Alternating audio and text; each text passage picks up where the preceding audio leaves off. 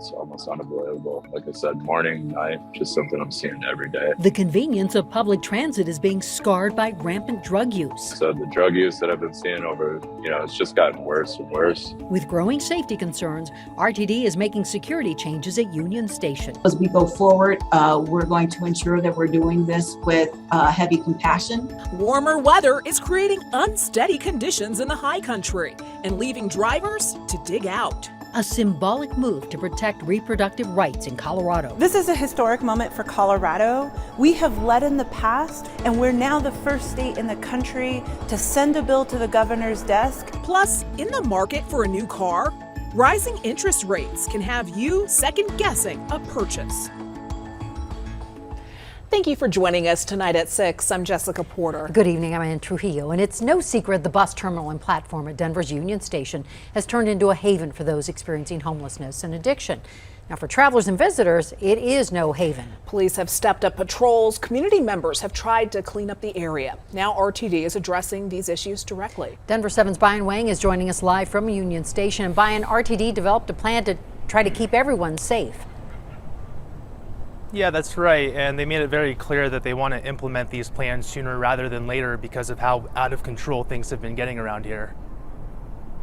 I'm just a lot more alert these days. And for good reason, especially in and around Union Station's bus terminal. It's almost unbelievable. Like I said, morning, night, just something I'm seeing every day. Ben Dobler is talking about the everyday drug use he sees while commuting to work using the E-Line train that departs from Union Station. This morning, he stood out as a passenger. I got off my train this morning, literally because everybody on my car was using drugs. 5 to 6 people when I decided to get off the train. I was the only one that wasn't. Yes.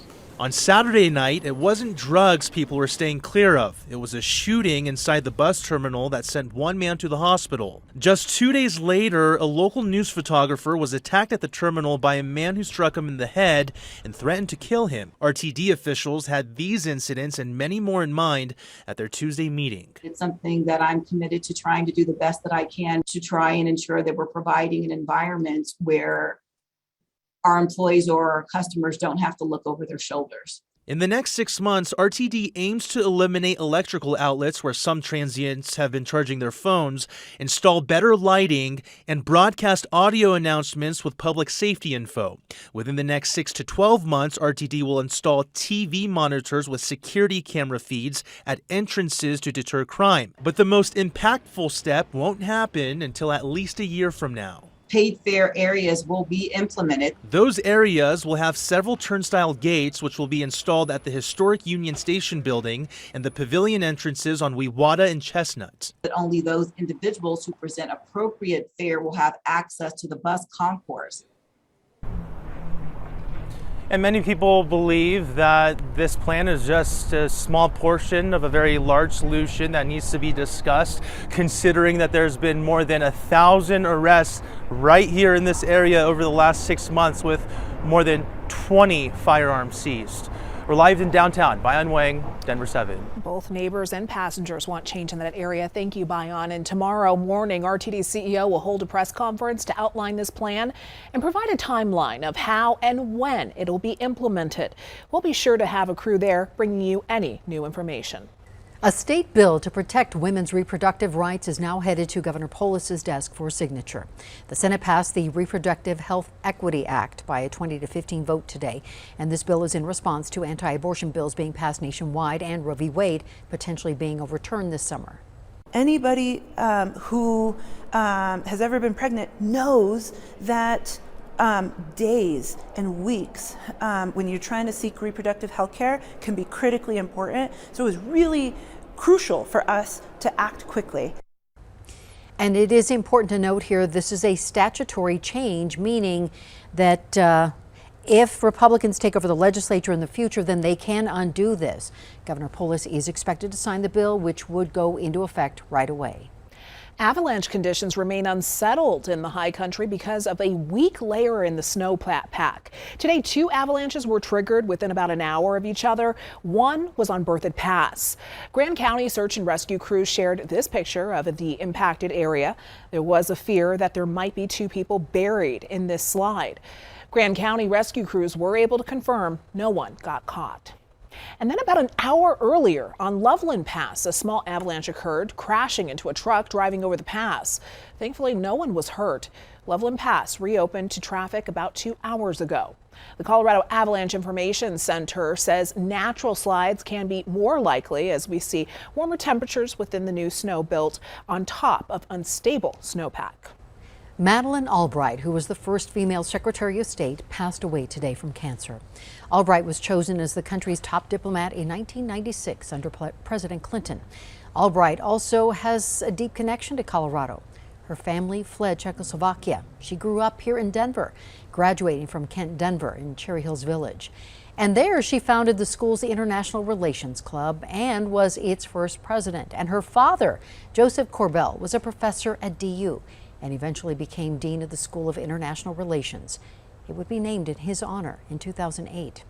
Now, Albright delivered DU's commencement speech in 2016, and we spoke to Fritz Mayer, who's dean at the Corbell School of International Studies, and he shared what lessons students can take from Albright's legacy. I think, importantly, the idea that you can, she embodied the American dream, really. I mean, anybody can rise to the top. This is the daughter of an immigrant who came to this country as a young girl and rose to the highest position she could have held in this country. An extraordinary inspiration that way, I think, to all people, obviously to women as a path breaker. During her time, Albright reinforced U.S. alliances in NATO, advocated democracy and human rights, and promoted U.S. trade and business, labor, and environmental standards. Madeleine Albright was 84. What a huge impact.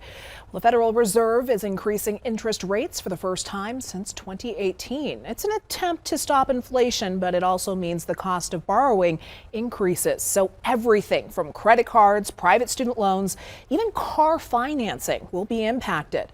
Denver 7's Ivan Rodriguez spoke with experts in the car industry on what shoppers can expect.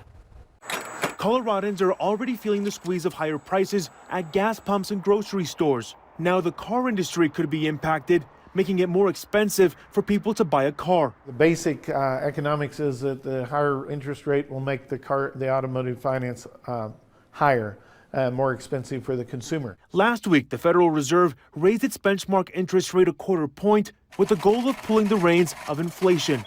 But for the new car market, Tim Jackson with the Colorado Automobile Dealers Association says the price difference shouldn't be dramatic. We've heard anywhere from $1 to $3 a month.